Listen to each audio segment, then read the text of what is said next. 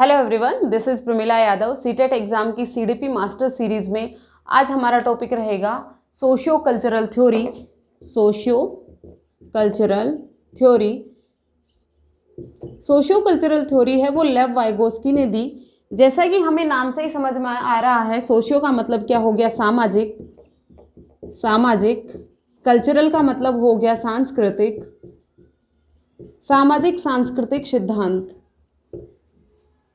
लेव वाइगोस्की ने जो सामाजिक सांस्कृतिक सिद्धांत दिया है, ये बच्चे की कॉग्निटिव डेवलपमेंट के बारे में है, बच्चे के संज्ञानात्मक विकास के बारे में है, कॉग्निटिव डेवलपमेंट के बारे में है।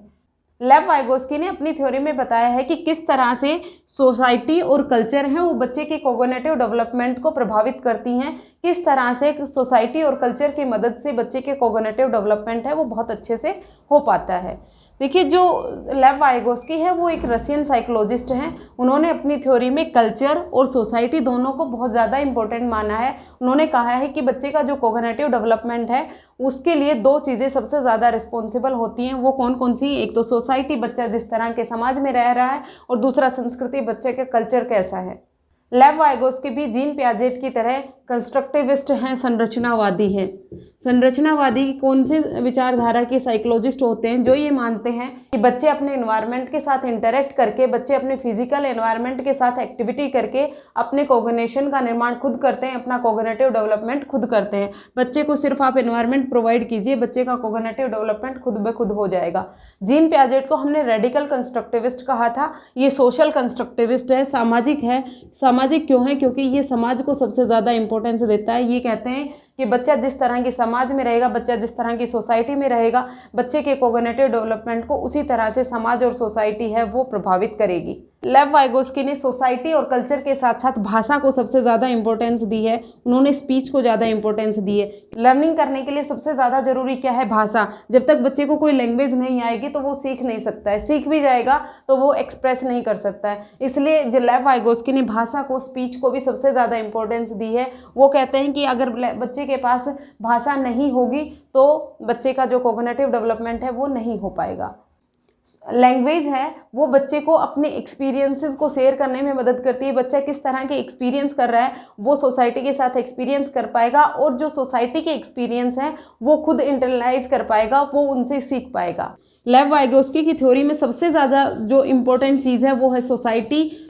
जो बच्चे का समाज है वो बच्चे के कॉग्निटिव डेवलपमेंट को सबसे ज़्यादा प्रभावित करता है। जहाँ पर भी आपको सोसाइटी का नाम मिल जाए, जहाँ पर भी आपको समाज की इंपॉर्टेंस दिखाई दे, जहाँ पर आपको संस्कृति की इंपॉर्टेंस दिखाई दे, वो थ्योरी कौन सी होगी? लेव वाइगोस्की की थ्योरी होगी।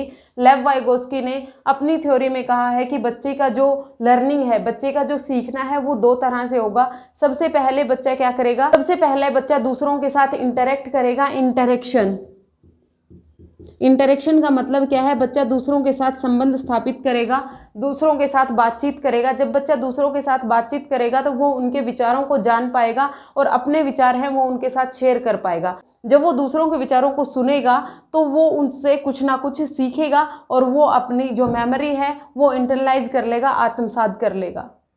लैंग्वेज को इम्पोर्टेंस दी है, भाषा को इम्पोर्टेंस दी है। इन्होंने कहा है कि जब तक बच्चे में लैंग्वेज नहीं होगी बच्चे का कॉग्निटिव डेवलपमेंट नहीं हो पाएगा। देखिए, एक बार हम कंपैरिजन करके देखते हैं कि जीन पियाजेट और लेव वाइगोस्की हैं वो दोनों ही कंस्ट्रक्टिविस्ट हैं, दोनों ने ही कॉग्निटिव डेवलपमेंट की बात की है, लेकिन उन दोनों की थ्योरी में कुछ ना कुछ डिफरेंसेस हैं। दोनों थ्योरी एक दूसरे की कॉम्प्लीमेंट्री हैं। जैसे किस तरह से? एक तो है जीन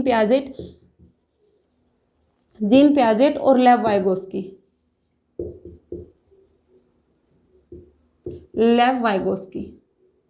जीन पियाजेट ने सबसे ज़्यादा जो इम्पोर्टेंस दी थी वो हेरिडिटी को दी थी। उन्होंने आनुवांशिकता को सबसे ज़्यादा इम्पोर्टेंट माना था, लेकिन इधर सबसे ज़्यादा इम्पोर्टेंट कौन है? इन्वायरमेंट।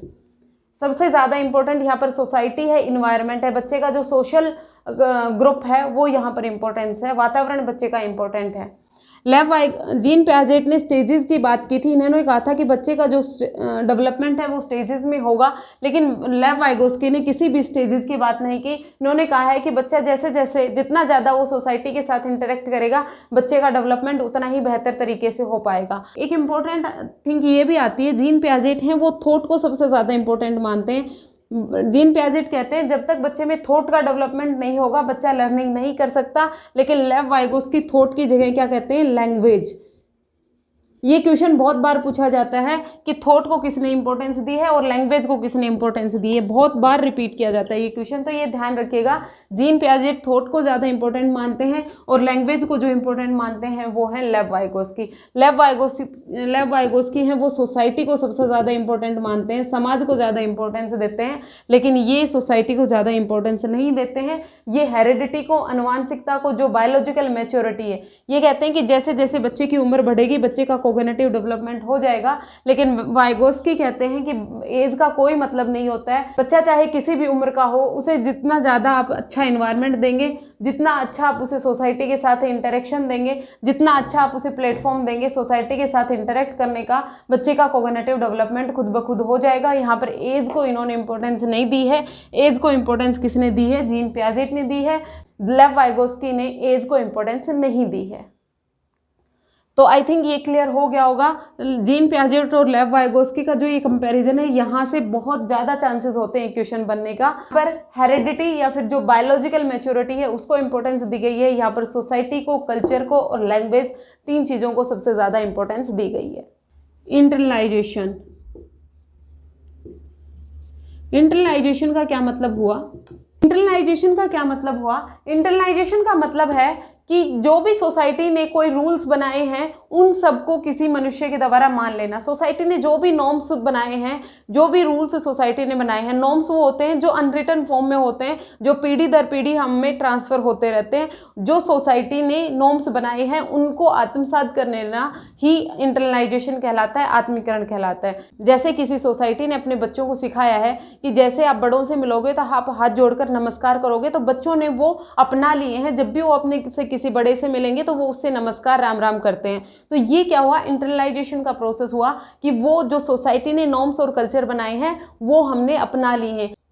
जैसे किसी सोसाइटी का पहनावा हो गया, किसी सोसाइटी में आज भी घूंघट की प्रथा है, तो जो नेक्स्ट जनरेशन आएगी वो जनरेशन से जनरेशन ट्रांसफ़र हो रहा है। अगर किसी सोसाइटी में घूंघट की प्रथा है तो उसकी जो नेक्स्ट जनरेशन है वो भी घूंघट लेना सीख जाती है। ये सब चीज़ें क्या हैं, ये इंटरनलाइजेशन है। जो भी सोसाइटी ने, समाज ने जो भी रूल निर्धारित किए हैं उनको मान लेना और उन्हीं के अनुसार व्यवहार करना ही इंटरनलाइजेशन है। ये जो इंटरनलाइजेशन का प्रोसेस है ये बच्चे की लर्निंग में हेल्पफुल होता है। बच्चे की लर्निंग किस तरह से हो रही है, जितना ज़्यादा जल्दी बच्चा इंटरनलाइजेशन करना सीख जाएगा, सोसाइटी में एडजस्ट करना उसके लिए उतना ही आसान हो जाएगा। अगर बच्चा इन सोशल नॉर्म्स को इंटरलाइज नहीं करेगा तो उसका सोसाइटी के साथ जो एडजस्टमेंट है उसमें प्रॉब्लम आएगी। जो बच्चे के सीखने का जो प्रोसेस है वो भी कहीं ना कहीं बाधित होता है।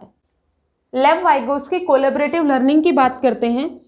कोलैबोरेटिव लर्निंग की बात करते हैं। कोलैबोरेटिव लर्निंग का मतलब है जब बच्चा ग्रुप में सीखेगा, बच्चा समूह में सीखेगा। जब ग्रुप में बच्चा कोई भी काम कर रहा होता है तो उसमें बच्चा एक दूसरे से सीखता है, एक दूसरे की मदद करता है। मान लीजिए वो कोई मैथ्स की प्रॉब्लम ही सोल्व कर रहे हैं, एक बच्चा कहीं जाके अटक जाता है तो दूसरा उसकी मदद कर देता है कि ये रूल नहीं, आप ये रूल लगाइए। तो इस तरह से बच्चा एक दूसरे की जब हेल्प करके सीखता है, एक ग्रुप में सीखेगा। लेव वाइगोस्की के अनुसार सबसे ज़्यादा लर्निंग है वो कोलैबोरेटिव ग्रुप में होती है। जब बच्चा ग्रुप में सीखेगा, कोलैबोरेटिव लर्निंग करेगा, वहाँ पर बच्चे का कोग्निटिव डेवलपमेंट है वो सबसे ज़्यादा होगा। Internalisation and collaboration. इंटरनलाइजेशन क्या होगा, जो भी समाज ने रूल बनाए हैं, सोशल नॉर्म्स हैं, कल्चर के जो भी रूल्स हैं वो सब हम फॉलो कर रहे हैं, उनको हमने मान लेना, उसको हमने अपने अंदर समाहित कर लेना, इंटरनलाइजेशन कहलाएगा। कोलैबोरेटिव लर्निंग होगी जहाँ पर भी ग्रुप में लर्निंग होगी, जहाँ पर भी एक समूह बनाकर सभी लोग एक दूसरे से सीखते हैं, वहाँ पर क्या होता है, कोलैबोरेटिव लर्निंग होती है। लेव वाइगोस्की की थ्योरी के एस्पेक्ट हैं वो 3 एस्पेक्ट हैं जो हम पहले भी डिस्कस कर चुके हैं। सबसे ज़्यादा जो इम्पोर्टेंस दी है वो लेव वाइगोस्की ने किसको दी है, समाज को दी है, संस्कृति को दी है, समाज को दी है, संस्कृति को दी है और भाषा को दी है। भाषा, जहाँ पर भी आपको ये 3 शब्द देखने को मिलेंगे, समाज, सोसाइटी, कल्चर और लैंग्वेज, इन तीनों को इम्पोर्टेंस सबसे ज़्यादा किसने दी है, लेव वाइगोस्की ने दी है। लेव वाइगोस्की ने कहा है कि बच्चा अपने समाज से सीखेगा, संस्कृति से सीखेगा और भाषा से सीखेगा। अब एक इम्पॉर्टेंट कॉन्सेप्ट है जिससे हर बार क्वेश्चन आता है और वो है zone of proximal development, actual development, scaffolding, जिसे हम मचान कहते हैं, और मोर नॉलेजेबल अदर। ये 4-5 टर्म है, यहाँ से क्वेश्चन बनने के चांसेस होते हैं। देखो सबसे पहले हम समझते हैं actual development. Actual development, actual development होता है जो बच्चे को आज की डेट में आता है, जितना आज के दिन बच्चे ने सीख लिया है, जिस पर उसकी पूरी तरह से कमांड है, वो उसे हम बोलते हैं एक्चुअल डेवलपमेंट। बच्चे का जो एक्चुअल डेवलपमेंट है वो। लेव वाइगोस्की ने इसके लिए कॉन्सेंट्रिक सर्कल्स दिए हैं। सबसे बीच में वाइगोस्की ने किसको रखा है? एक्चुअल डेवलपमेंट को रखा है। जितना बच्चे को आता है वो बच्चे का एक्चुअल डेवलपमेंट है। उसके बाद है पोटेंशियल डेवलपमेंट। पोटेंशियल डेवलपमेंट क्या होगा? Potential development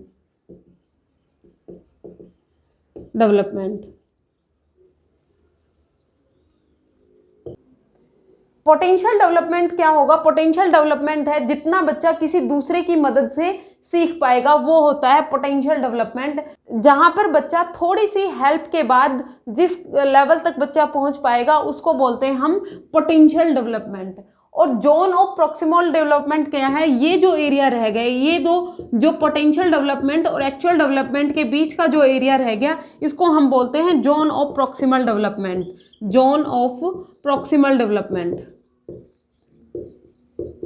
zone of proximal development. जो बच्चे को खुद आता है और जो बच्चा किसी दूसरे की मदद से सीख पाएगा, उसके बीच का जो डिफरेंस है उसको हम बोलते हैं जोन ऑफ प्रॉक्सिमल डेवलपमेंट। अब बच्चा पोटेंशियल डेवलपमेंट पर कैसे पहुंचेगा? वो किसी दूसरे की मदद से सीखेगा, जिसको हम बोलते हैं मोर नॉलेजेबल अदर, MKO। जब बच्चा अपने एक्चुअल डेवलपमेंट के स्टेज पर है, अब उसे किसी की मदद चाहिए पोटेंशियल डेवलपमेंट पर पहुंचने पर, अपने हाईएस्ट डेवलपमेंट पर पहुंचने के लिए, तो जो उसकी मदद करेगा वो कौन होगा? MKO होगा, मोर नॉलेजेबल अदर होगा। ये मोर नॉलेजेबल अदर पेरेंट हो सकता है, टीचर हो सकता है, या फिर उसका कोई पीयर हो सकता है, उसका कोई फ्रेंड हो सकता है। ये मोर नॉलेजेबल अदर हो सकते हैं। मोर नॉलेजेबल अदर हमेशा वो इंसान होगा जिसको इस बच्चे से थोड़ा ज़्यादा आता है। एग्जाम में जब आप कहीं जाकर अटक जाते हैं तो अपने दोस्त से थोड़ा सा हिंट मांगते हैं कि थोड़ा सा बता दो फिर मैं कर लूँगा। जो वो थोड़ा सा आपको बता रहा है वो मोर नॉलेजेबल अदर है। उसे आपसे ज़्यादा आता है, वो आपकी थोड़ी सी मदद करेगा, और जो मदद करी तो आप कहाँ पर पहुँच गए? अपने पोटेंशियल डेवलपमेंट पर पहुँच गए। और जो वो आपकी थोड़ी सी मदद कर रहा है उसको हम बोलते हैं मचान, जिसको हम बोलते हैं स्कैफोल्डिंग। थोड़ी सी आपकी जो उसने मदद की, थोड़ा सा जो उसने आपको हिंट दिया, उसको बोला गया मचान, उसको बोला गया स्कैफोल्डिंग। स्कैफोल्डिंग क्या होती है? स्कैफोल्डिंग होती है थोड़ी देर आपने किसी की मदद की। मान लीजिए कोई बच्चा साइकिल चलाना सीखना चाहता है, आप क्या करेंगे? थोड़ी देर साइकिल को पकड़कर उसे चलना सिखाएंगे, फिर थोड़ी देर बाद धीरे धीरे आप क्या करेंगे? अपना हाथ साइकिल से हटा लेंगे और वो धीरे धीरे खुद साइकिल चलाना सीख जाएगा। जब तक आप उसे हेल्प दे रहे हैं, आपने अपना हाथ साइकिल पे रखा है, उस टाइम आप स्कैफोल्डिंग दे रहे हैं, बच्चे को मचान दे रहे हैं। उस कंडीशन में आप MKO हो, मोर नॉलेजेबल अदर है, आपको साइकिल चलाना आती है तो आप उसे साइकिल चलाना सीख रहे हैं। बच्चा पैदल साइकिल पकड़कर चला पाता है, वो बच्चे का एक्चुअल डेवलपमेंट है। बच्चा साइकिल को आराम से पैदल पैदल चला रहा है, वो बच्चे का क्या हुआ? एक्चुअल डेवलपमेंट हुआ। जब बच्चा खुद साइकिल पर बैठकर चलाने लगेगा, बच्चा कहाँ तक पहुँच सकता है? वो इंडिपेंडेंटली खुद साइकिल चला सकता है, वो उसका पोटेंशियल डेवलपमेंट हुआ। और इन दोनों के जो बीच का डिफरेंस है वो क्या हुआ? जोन ऑफ प्रॉक्सिमल डेवलपमेंट हुआ। आई थिंक ये क्लियर हो गया होगा। ये सब एक बार हम दूसरे एग्जाम्पल से और समझते हैं ताकि आपको क्लियर हो जाए, क्योंकि यहाँ से क्वेश्चन बनने के चांसेस पूरे हैं। यहाँ से हर बार क्वेश्चन कहीं ना कहीं पूछ ही लिया जाता है। तो इनरमोस्ट सर्कल है, इसमें आता है बच्चा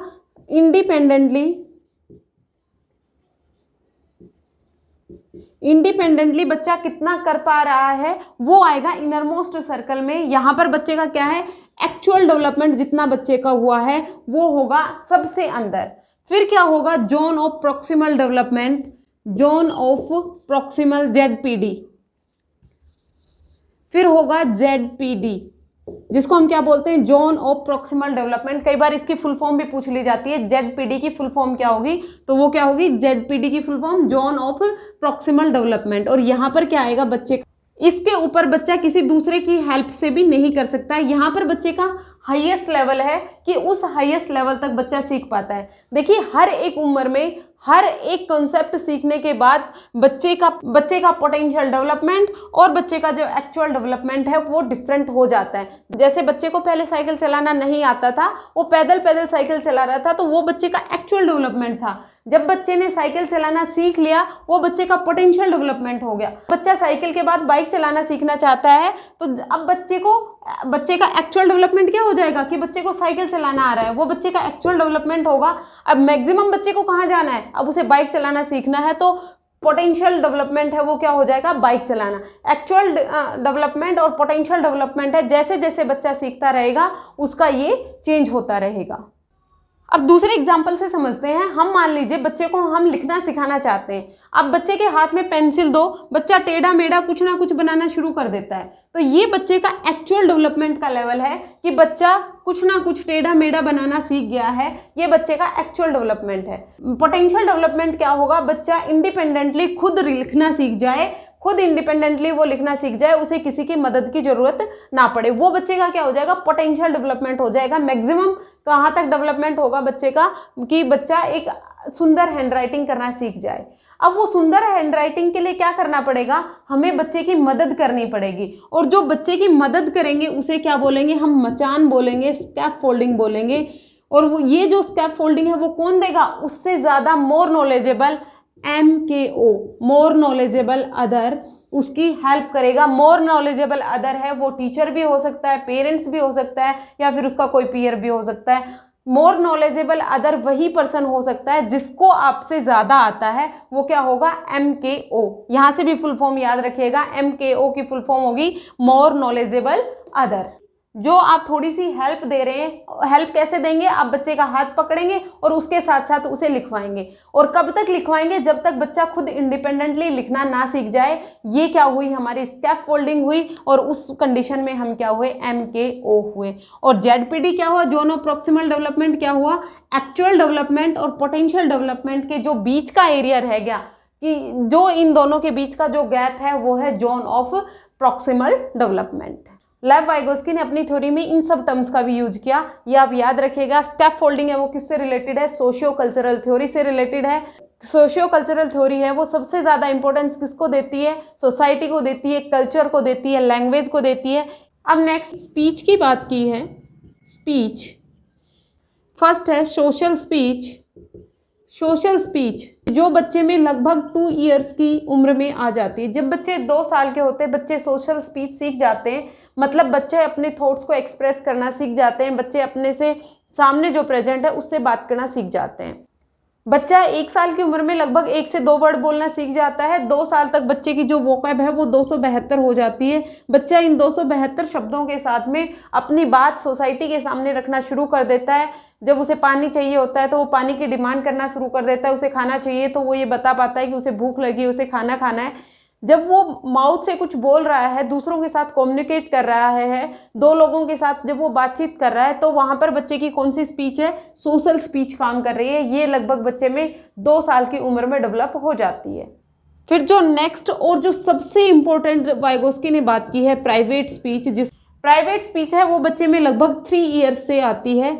इस स्पीच में बच्चा क्या करता है, बच्चा खुद को गाइड करने लग जाता है। कई बार आपने देखा होगा बच्चा खेलते खेलते खुद ब खुद बातें करता रहता है। अगर वो कोई बिल्डिंग ब्लॉक्स बना रहा होता है, वो कोई पजल सोल्व कर रहा होता है, तो वो कहता है नहीं ऐसे नहीं, इसको लेफ्ट नहीं इसको राइट में लगाओ, राइट नहीं इसको लेफ्ट में लगाओ। इस तरह से बच्चा खुद ब खुद बात करता है। जब बच्चा खुद बात कर रहा है मतलब बच्चा खुद के साथ ही एक कोलैबोरेटिव ग्रुप बना रहा है, खुद से ही वो खुद को गाइड कर रहा है। लेव वाइगोस्की कहता है कि बच्चा जब इस तरह से खुद को गाइड करता है तो वहाँ पर बच्चे अपने कोग्निटिव एबिलिटीज़ हैं उनको डेवलप कर रहा है, बच्चे अपने कोग्निशन को गाइड कर रहा होता है। लेव वाइगोस्की कहते हैं कि जो बच्चा प्राइवेट स्पीच या ईगोसेंट्रिक स्पीच शो कर रहा है, कोई बच्चा ईगोसेंट्रिक स्पीच का यूज कर रहा है, तो ज़्यादा चांसेस हैं बच्चे का कोग्निटिव डेवलपमेंट ज़्यादा अच्छे से हो पाए, क्योंकि वहाँ पर बच्चा जब अपने आप को गाइड कर रहा होता है तो बच्चे का जो कोग्निटिव डेवलपमेंट है वो बेहतर तरीके से हो पाता है। आपने स्कूल में देखा होगा, बच्चे को कहिए कि आप पहाड़े पढ़ो या फिर आप टेबल पढ़ो, वो खुद ब खुद बोलते रहते हैं, चाहे दूसरे उसकी कोई बात सुन रहे हैं या नहीं सुन रहे हैं, उसको इस चीज़ से फ़र्क नहीं पड़ रहा है कि कोई मुझे अटेंशन दे रहा है या नहीं दे रहा है। उसे जो बोलना है वो बोलता रहता है। तो वो क्या कर रहा है, वो खुद को गाइड कर रहा है। तो जो प्राइवेट स्पीच है ये सबसे ज़्यादा इंपॉर्टेंट है लेव वाइगोस्की की थ्योरी में। लेव वाइगोस्की ने प्राइवेट स्पीच की बात की है, ईगोसेंट्रिक स्पीच की बात करी है, जिसमें बच्चा खुद को गाइड कर रहा होता है। अकॉर्डिंग टू लेव वाइगोस्की कहते हैं कि 3 इयर्स की उम्र तक बच्चे की जो भाषा है और बच्चे के जो विचार हैं वो दोनों डिफरेंट होते हैं। इसका मतलब क्या हुआ, 3 साल की उम्र तक बच्चा कुछ शब्द बोलता भी है तो भी बच्चे का मतलब वो नहीं होता है। आपने देखा होगा छोटे बच्चे को अगर पानी चाहिए होता है तो वो बोलता है मुझे मम चाहिए, एम चाहिए, इस तरह से वो बोलता है। मतलब वो बोल तो रहा है एम मम इस तरह की चीज़ें, लेकिन उसे चाहिए क्या, पानी। मतलब उसके थॉट और जो विचार हैं वो दोनों इंडिपेंडेंट होते हैं। 3 साल की उम्र में जब बच्चा आएगा तो थॉट और लैंग्वेज है वो मर्ज कर जाती हैं। तो जब बच्चा 3 साल में आएगा तो बच्चा अपने थॉट और अपनी लैंग्वेज को मर्ज करके कौन सी भाषा बोलता है, कौन सी स्पीच बोलेगा, प्राइवेट स्पीच बोलेगा। फिर उसके बाद बच्चे में इनर स्पीच आ जाती है, जिसको हम आंतरिक स्पीच बोलेंगे। इनर स्पीच बच्चे में लगभग 6 साल की उम्र में आ जाती है। इस उम्र में बच्चा अपनी जो मेंटल कैलकुलेशन है वो खुद ब खुद मन के अंदर ही करने लगता है, बाहर वो नहीं बोलता है। जैसे वो कुछ पढ़ भी रहा है, जिसको हम मौन पठन कहते हैं, साइलेंट रीडिंग कहते हैं, बच्चा चुपचाप पढ़ता है, अपने माइंड में ही कैलकुलेशन करता रहता है। अपनी जो भाषा है, अपने जो विचार हैं वो बाहर प्रदर्शित नहीं करता है, अंदर ही अंदर वो अपने विचार एक्सप्रेस करने लग जाता है। 3 साल की उम्र में अगर बच्चे को गुस्सा आ रहा है तो वो क्या करेगा, गुस्सा दिखाएगा। लेकिन जब बच्चे में इनर स्पीच आ जाती है तो वो अंदर ही अंदर गुस्सा कर लेता है, वो बाहर गुस्सा एक्सप्रेस नहीं करता है। ये जो स्टेजेस है स्पीच की, ये भी बहुत ज़्यादा इंपॉर्टेंट है वाइगोस्की की थ्योरी में। वाइगोस्की ने 3 तरह की स्पीच की बात करी है, सोशल स्पीच, प्राइवेट स्पीच और इनर स्पीच। सोशल स्पीच है वो बच्चे में 2 साल की उम्र में आ जाती है, जब बच्चा लोगों के साथ कम्युनिकेट करना सीखता है। प्राइवेट स्पीच है ईगोसेंट्रिक स्पीच, जिसको बच्चा खुद को ही गाइड करने के लिए यूज करता है। और इनर स्पीच जब बच्चा मेंटल कैलकुलेशन अपने मन में ही करने लगता है, बाहर शो नहीं करता है, और ये लगभग बच्चे में 6 से 7 साल की उम्र में आ जाती है। ये सब रहा लेव वाइगोस्की की सोशियो कल्चरल थ्योरी, जिसमें सबसे ज़्यादा इंपॉर्टेंस सोसाइटी को दी, समाज को दी, कल्चर को दी और लैंग्वेज को दी। इन्होंने स्टेजेस की कोई डिस्कशन नहीं किया था जो पियाजेट नहीं किया था। इन्होंने सबसे ज़्यादा सोसाइटी का, कल्चर का और लैंग्वेज का रोल माना है बच्चे के कोग्निटिव डेवलपमेंट में। आज के लिए इतना ही। Thank you very much.